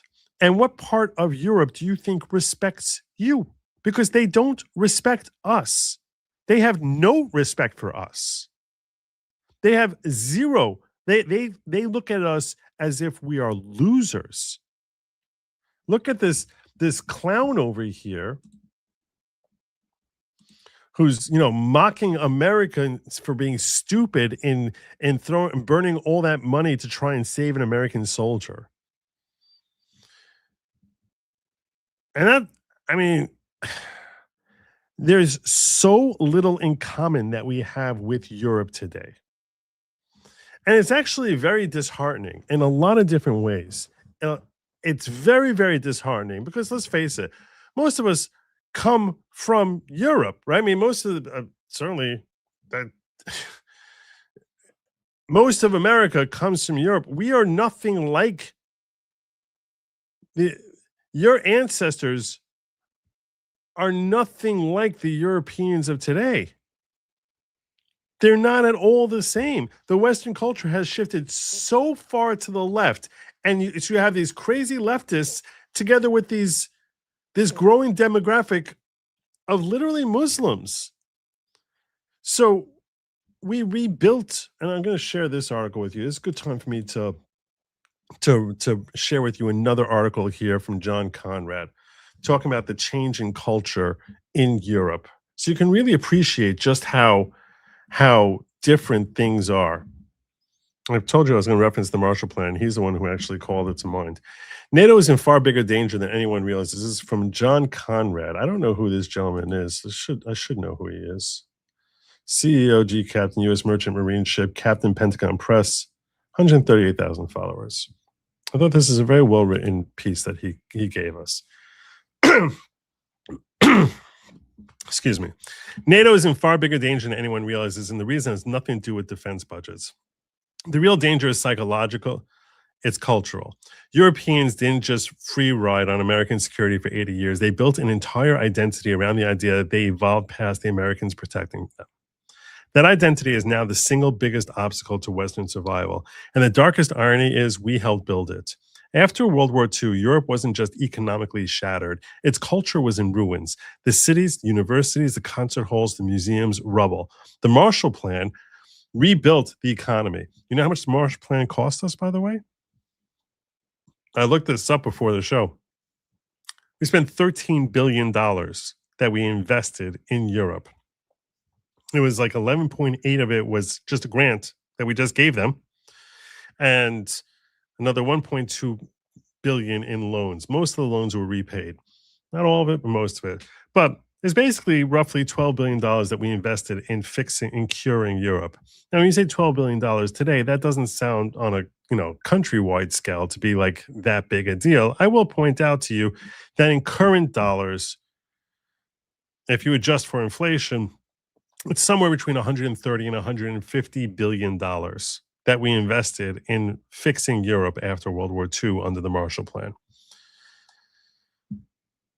But culture wasn't a priority, not at first. The Iron Curtain dropped, and suddenly culture became a weapon. American diplomats, academics, artists, and scholars flooded Western Europe. We funded their universities, supported their orchestras, rebuilt their museums, promoted their intellectual life. Not because European culture needed saving for its own sake, because Eastern Europeans were struggling for Maslow's most basic needs. If you're not familiar with Maslow's hierarchy of basic needs, so basically it's a pyramid, which basically is designed to show how human will react as far as what he's going to invest in at the most basic stages, building up into a pyramid of hierarchy of growing of improvement in his life. So the first thing you look at is taking care of, you know, your food, your shelter, and your basic survival needs, and go up to education. And at the highest levels in the Maslow pyramid is self-actualization, where you become like more, you know, you work towards self-enlightenment. So, but the most basic needs, if you're stripped of everything, the first thing you do is you take care of shelter and your food, your security, your clothing. That's at your basic level of Maslow. And then as you become wealthier, so you start, you know, when you reach ultimate wealth, you can start investing in art and culture. But those are not necessities. You start with necessities, and art and culture and self-actualization into building yourself into a better person. These are all things that people invest in only when they have their basic needs met first. So post World War II, right after we conquered Germany, Europe was in shambles. So and they were struggling for Maslow's most basic needs. We need the view from the other side of that wall to be intoxicating. Meaning, you had the Berlin Wall, and we wanted communists, because of our fear of communism, we wanted communists to basically, you know, people living under communism to appreciate how much better capitalism was. So we wanted to present a picture to the world of Europeans thriving and flourishing, in order to entice communists and people living under a communistic regime to want to escape and overthrow and get rid of a communist regime. So America built Western Europe into a showcase of self-actualization, art, philosophy, cafe culture, long vacations, universities where people studied literature instead of surviving. We were manufacturing jealousy, and it worked. The wall came down. But here's what no one accounted for. When you give a society self-actualization on someone else's tab long enough, they forget it was a gift. They start believing it was organically theirs. And when they look at the country that flaunted it all, that funded it all, a country busy building aircraft carriers and semiconductor fabs and shale fields instead of reaching the Maslow pinnacle, because while they're busy investing in art, we're actually producing things people need, which is lower on the Maslow scale. An overweight American in a ball cap who can't tell Monet from Pizarro, who eats fast food, who drives a truck, who builds strip malls instead of piazzas. And to a culture trained in aesthetics, but stripped of strategic awareness, that American looks uncivilized. So they look down on us. So the arrogance takes roots. And once a culture decides another is beneath them, they stop listening. Americans say wars are sometimes necessary, crude. Oil is the backbone of prosperity, unsophisticated. Kids build companies in garages that reshape the planet, crass. Wall Street finances the global economy, vulgar. Europe has no world-class technology sector, no military capable of strong defense, no energy independence, no AI capacity. They've basically been sitting there in like a very, very exciting culture that they have, and no way of actually surviving it. They're like an entitled elite class. Well, Europe has this culture, the culture we paid for at the expense of us reaching Maslow's pinnacle. For decades, that was fine. We funded the museums, protected the sea lanes, and tolerated the sneering because the arrangement worked. The Europeans stopped keeping the contempt private. They started saying it to our faces, in their media, in their parliaments, at every international forum. Americans are stupid. Americans are violent. Americans are a threat to democracy. We could have moved the Louvre to New York. Perhaps should have. We could have built a Venice here. We could have stolen your best artists, designers, philosophers, and more, like your conquering armies did for centuries. Instead, we funded them. And all we asked for in return was to let us visit. You don't have the military to defend your borders. You don't have the technology to compete. You don't have the energy to heat your homes without begging dictators, which is literally true, that they're signing deals up with dictators and dealing with the IRGC. Please give us your oil. What you have is an 80-year superiority complex funded by Americans, protected by American soldiers, and built on the false belief that self-actualization is civilization. It isn't. Civilization is the ability to sustain itself. By that measure, Europe isn't a civilization at all. It's a dependency with better wine. That's not a threat. It's a weather report. Build a navy or don't, but stop lecturing the people who made you better than us. our crudeness, our stunted liberal education, our ugly strip malls are because we sacrificed our culture to support yours. That's fire. I'm giving this guy a follow. I don't even know who he is.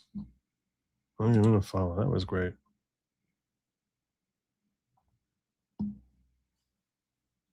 That was a great job, John Conrad.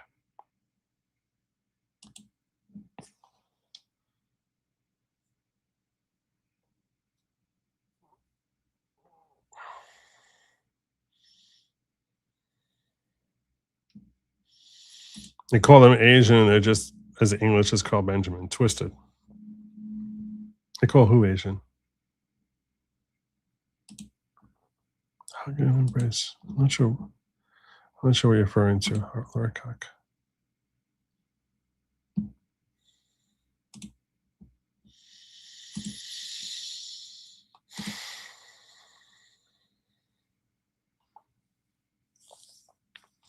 So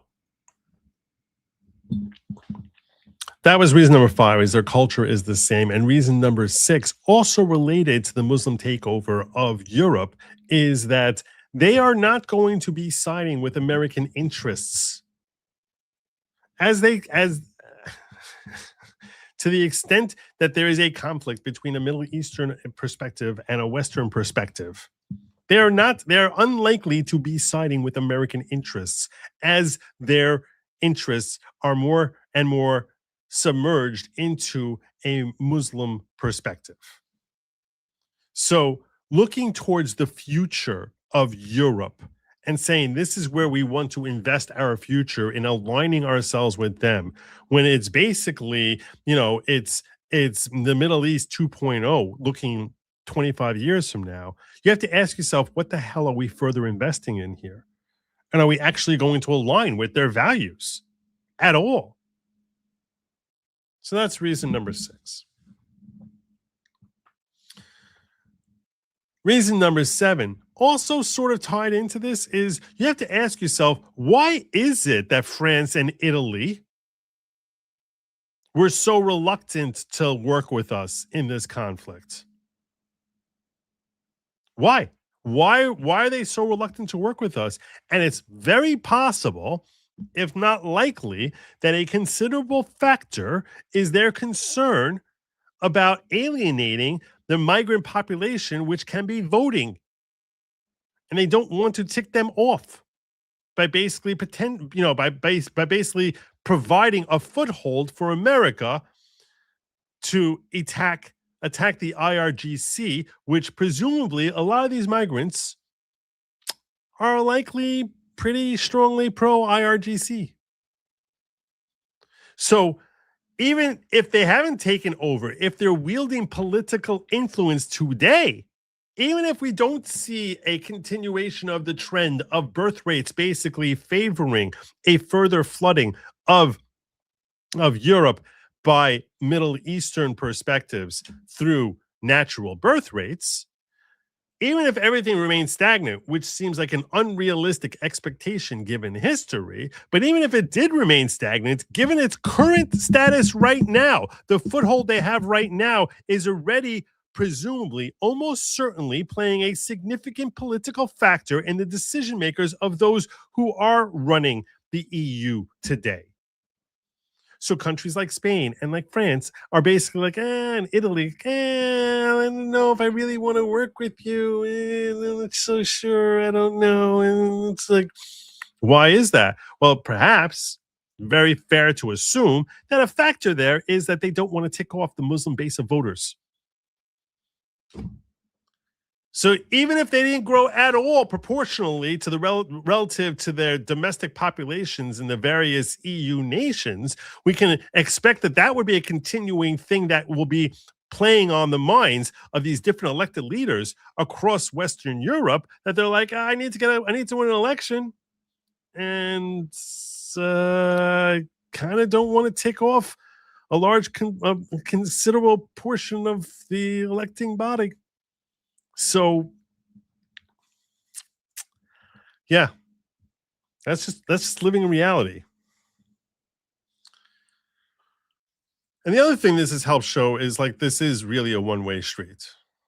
We're sitting there and we're basically footing the bill for them year after year after year after year after year. This is reason number 8, but basically year after year, year after year, and just asking for their stinking bases, just asking for their airspaces. And it's like, this is something you would give to someone who you don't hate. I mean, it's not like they haven't been around to actually see all the havoc that Iran has been, all the terrorism that Iran has been sponsoring across the globe for nearly the last 5 decades. You can't even give us a freaking base? What are we getting out of this? What the hell? What are we getting out of it? What? What are we getting out of it? Trust me, God forbid, if there's an invasion in North America by some hostile nation, which is, a sufficient threat to that would be a concern to us, trust me that Spain is not saving us. France is not saving us. They can send a couple of sorties over here. They're not saving us. Ridiculous.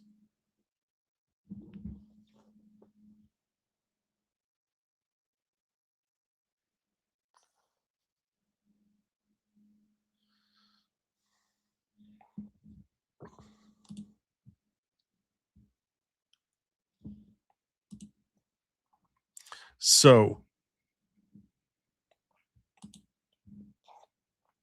Moon's gravity just took over.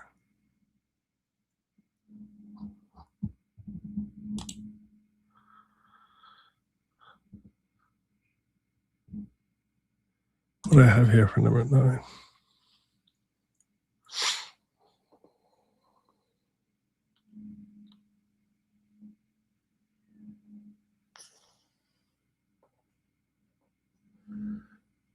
Yeah.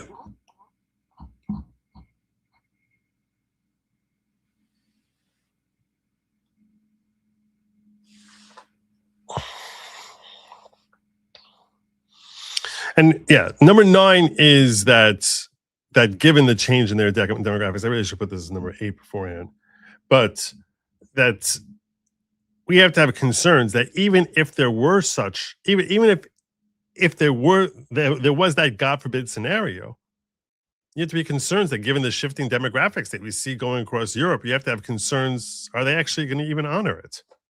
Would they even follow through on it? If there was another Pearl Harbor type of attack, if we did have to defend our borders, if there was an invasion that came across, that came up through Greenland, look at the fight we have. We're trying to actually help protect Europe, and Trump is having such a huge fight over Greenland with Denmark. It's like, seriously, why should we believe that if there was a threat that was uniquely squared at America, why should we believe, given the shifting demographics, that we should have confidence that in fact they will step up? When here it is, they're unwilling to give us even a foothold. We're not asking for their troops. We're not asking for their weapons. Why should we think that if we actually were facing a legitimate attack on American soil, that they're going to come flocking across the Atlantic to help bail us out?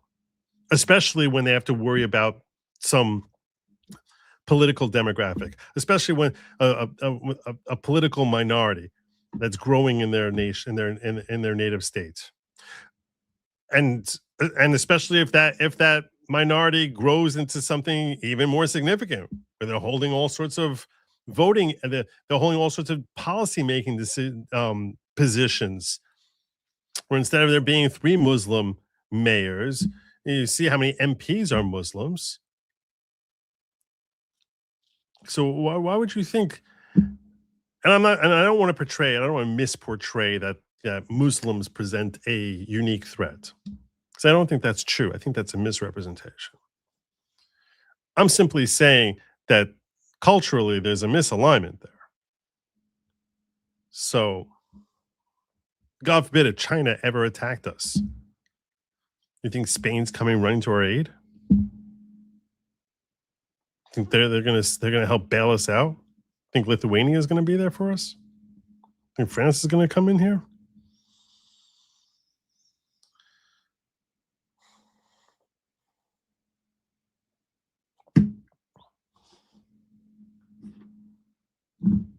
And the 10th and final reason that I think we should walk away from NATO is it seems very exclusionary.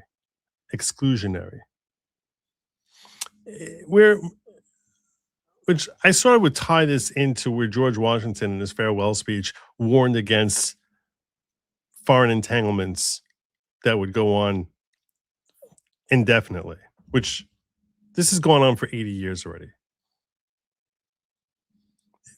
At what point do you think that the left will say, "Oh, it's time now to dissolve NATO"? If not now, when? And it feels very exclusionary. It keeps us from it restricts us from having the freedom to deal with other non-NATO nations economically, because it's off-putting. I think that we could theoretically have a healthier economic relationship with Russia, for example, if we disbanded NATO. There's potentially a massive financial motivation there. And that doesn't mean that we should trust Putin. I don't trust Putin. I also don't trust Macron. I don't trust Bibi. I don't trust any of these people. So, yeah. But as far as like being able to do business with them, that's what capitalism is. So if we're able to actually cut the cord on this, I do think that you probably can find ways of like establishing economic ties, which in the long term, may be greatly beneficial to America. And that right there is my 10 reasons. There you go. I agree with this. Make their stupid bases useless. They're not going to be there in those bases. Anyway, if you're watching after the fact and you'd like to share with me your thoughts, your perspectives, if you disagree with some of the things I said, feel free. Weigh in the comments below. I love your feedback. I try to check the comments. Let me know what you think. If you think I'm wrong about some of them and right in others, let me know. Tell me what your thoughts are. I'm probably going to dice this up into like pieces, because I think that this is something I want to share with people. I didn't get started on this 45 minutes in. Maybe I'll timestamp this and we'll try working from there. But I think that this is something that needs to become part of the national conversation. So if I can do my little bit to help push this conversation along further. I'm not the first one to bring it up, but I'm jumping in pretty early on this ship. And yeah, that's pretty much what I got. It's not everything that I got, because I do have, God bless, I do have Brian Oldenkamp coming in here and gifting 10 Good Lawgic memberships. God bless you, brother.